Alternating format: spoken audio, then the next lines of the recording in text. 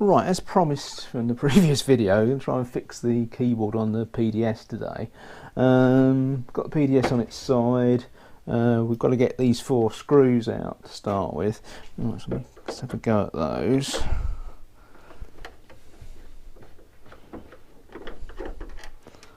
Oop, there's one. Not sure where it's gone. Oh, there it is. Right, get that one out.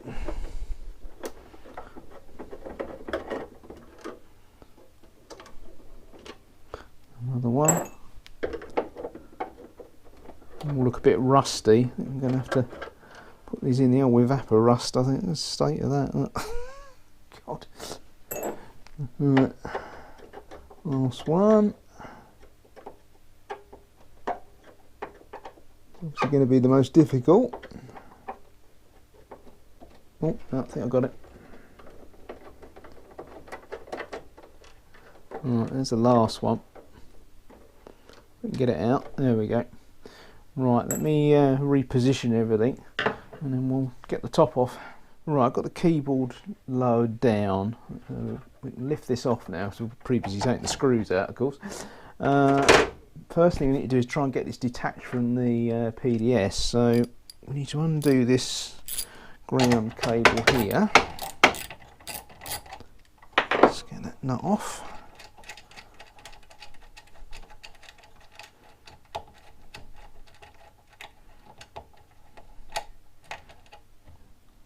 Nut. Oh, 2 washers. Get that off. Right, now to get this connector out. There we go. Right, that's detached. Right, let me get everything out of the way again and then we can look at the keyboard itself. Right, there we go. It's all exposed now. Just got to get out a multitude of screws now, so let's start working on those.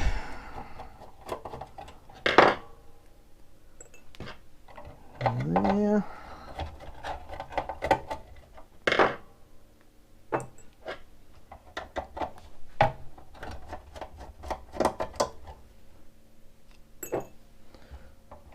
There.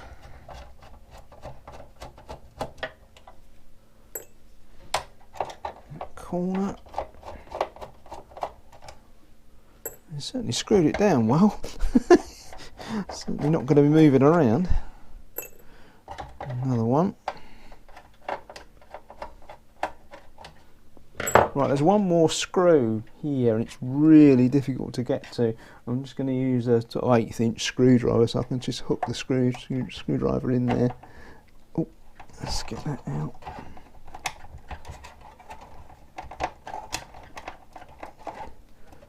Right, oh, that's got it.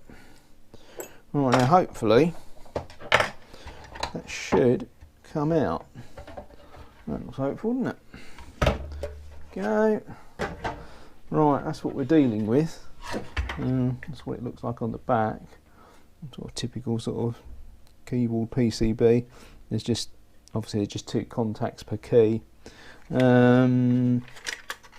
All we need to do is to get the keycaps off. So let me just get some tools together and then we'll start levering these off.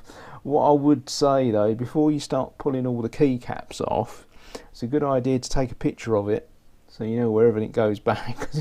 It's terribly easy to get confused when you start trying to put the keys back. Although this is a fairly simple keyboard, that shouldn't be too bad. Right, so ideally all we want to do is take off the keycaps if possible.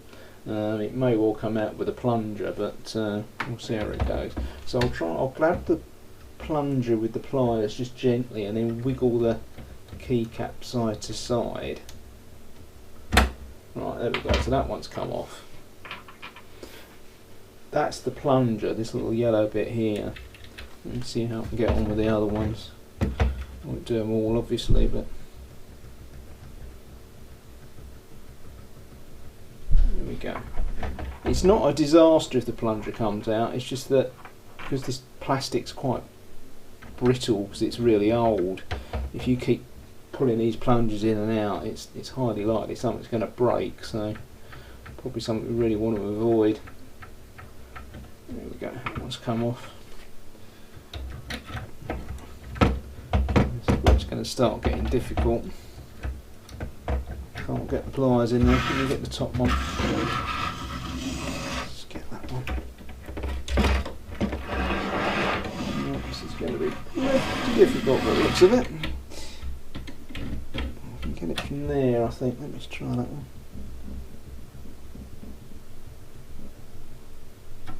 There we go. Ooh. Right, now somehow I've got to get in there to get hold of that, and that's going to be really, really awkward. Let's try pushing that one out of the way. See if I can do it like that. Oh, it's come up again. Don't think I'm really on that, but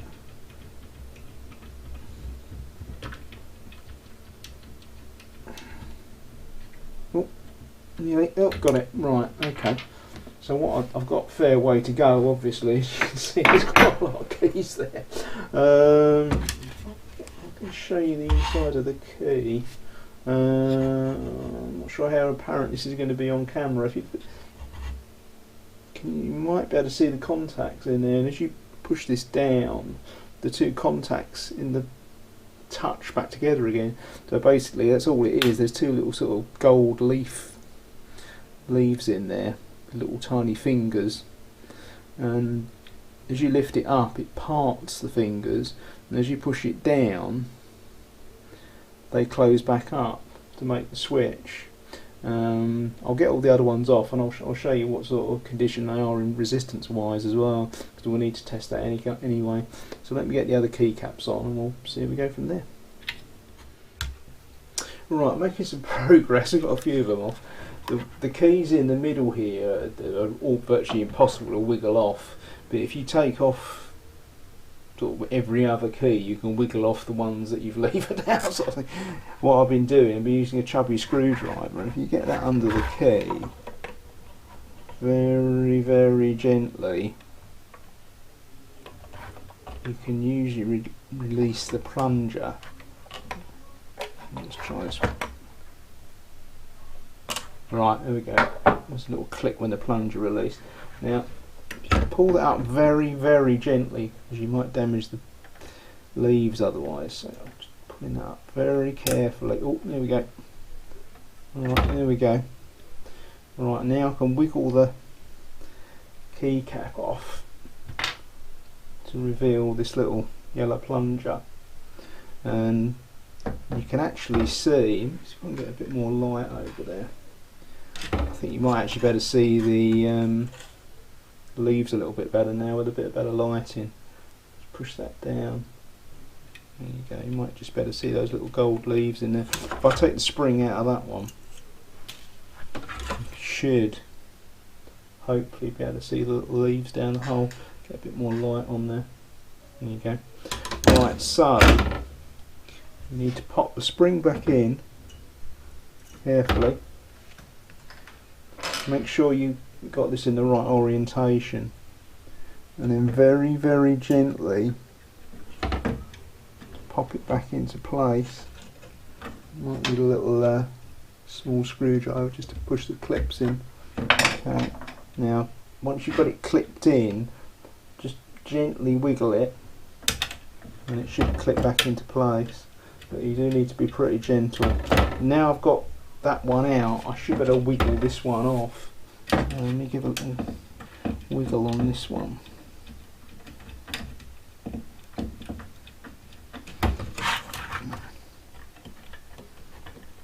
As you can see, it's not easy.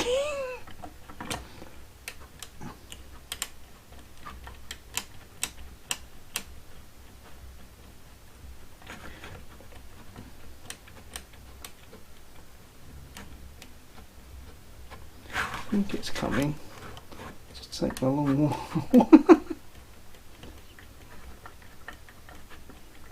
Here it comes.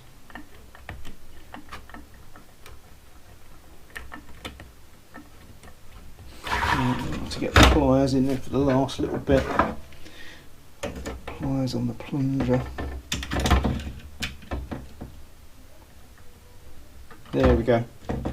So that's the technique so far, just a little bit of that, but right, I'll get on with the other ones. Right, finally, got all the keys off. Couple of things I did discover is that when you're trying to wiggle the keys off, it's much better to wiggle them vertically, because that seems to hold on the catches better and it's less likely for the plunger to drop out. The other thing is the space bar's got this weird little adapter on it, and it is really tight.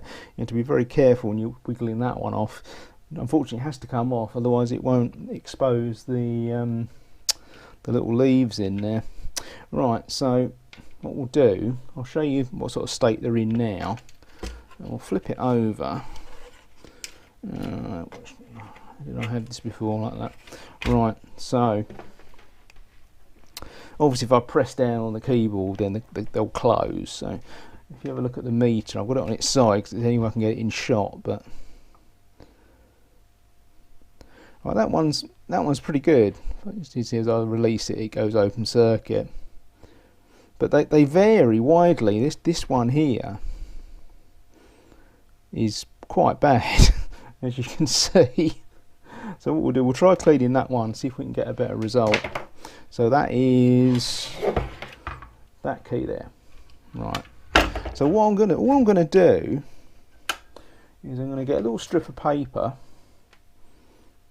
prepared here, and I'm gonna put that inside there. If I can find the right end that actually fits in the key. Right, there we go. Go in there. Push down so it grabs the paper and then pull it out. But first I'm just going to give it a little bit of a soak with some IPA. Right, so that's fairly drenched now.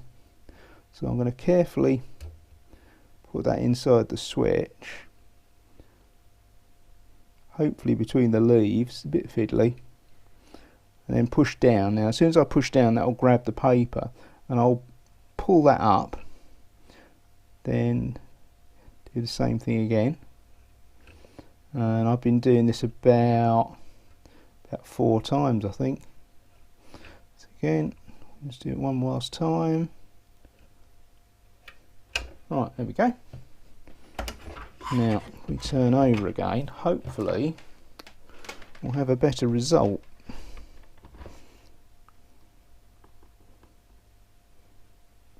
There we go, look at that. Almost 0 ohms. Relax. It's off. Push it down. That's it. Right, so that's my method of cleaning them. Obviously, I've got quite a few of them to clean up, so I'll get on with that, and then we'll come back and see if it's actually cured the problem with the PDS. I mean, hopefully it has, because I think I mentioned in the previous video I did the reset key ages and ages ago, just to see if it was a permanent fix. I don't know how good it is. Let's have a quick look and see what the resistance is on that. Yeah, look at that, look. 0 virtually. Now that I did that months and months ago, and that stayed absolutely fine. I think the reason being is this has been a quite moist environment. Which you can tell by the rust on all the bolts and things, so it's probably just sort of oxidation on the little leaves in there. Right, let me get on cleaning these, and then we'll come back and see if we've been successful. Right, got all the keys cleaned now. Put it back in the enclosure, and obviously got it plugged into the PDS. Before I put all the keys back on, I want to have a quick whiz round, make sure everything works.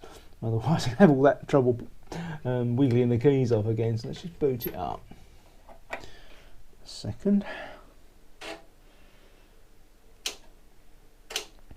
We'll just try each of the keys in turn just to make sure they work. Right, there we go. That's the return key. That seems to be alright. Put the space bar back, that's okay. I think that's the escape key in the corner there. Yeah, so should go 1, 2, 3, 4, 5, 6, 7, 8, 9. Seems to be working. Right, that one's the function key. I'm not sure quite what that does. I'll have to check that with one of the editors, I guess. That's obviously the tab key. That's the QWERTY. That seems to be working. Going. That seems to be alright. Oh, that's rub out. Ah, not sure. Wonder what that one is. Not sure what that key is. Is that one of the shift keys? It might be one of the shift keys. Hang on. I'll have to look. I don't know what that key is. Oh, I know what it is. I think it's the control key. Oh, there you go. Look, I'm getting control A. Right, so that one is working. Try the next one. Seems to be alright. Turn. Now that is the shift key, this one here. So if we do shifted 1, yeah, 2, shifted 2, that seems alright. Get the rest of the letters out. Right, and that's the shift key as well, so do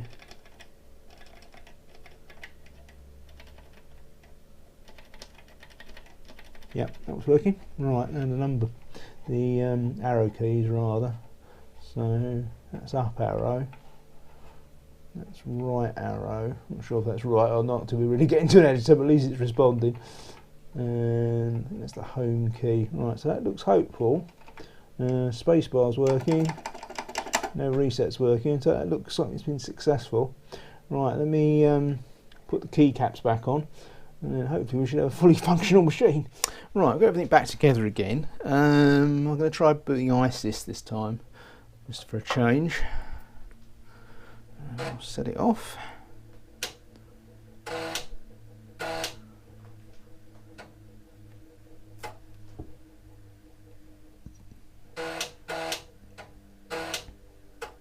There we go, it's iPDS, so all the files.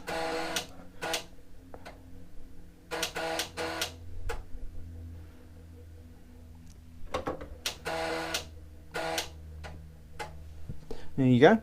It turns out that the function key, which we were sort of wondering about earlier on, is something to do with the second processor, so I can't really demonstrate very much. But when you hold it down, you can create another little bit of screen. So the down arrow makes it bigger and the up arrow makes it smaller. And when you do function home, it swaps between the two screens, and that's effectively the two processors. That, you know, this is the main processor and that will be the secondary processor. So that's what the function key does. Unfortunately, I can't do a demonstration because it hasn't got a second processor. But there you go. Right, to demonstrate the cursor keys are working, I've got a little crude text file here, so we'll do that. Bring that up.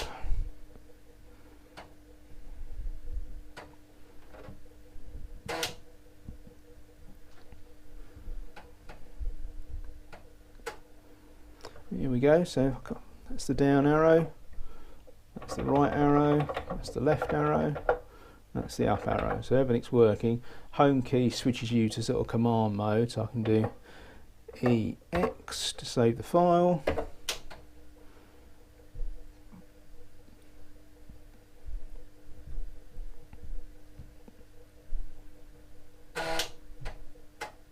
So there you are, it all seems to be working now. So that'll do it for this one. If you enjoyed the video, give me a thumbs up, and I shall see you next time.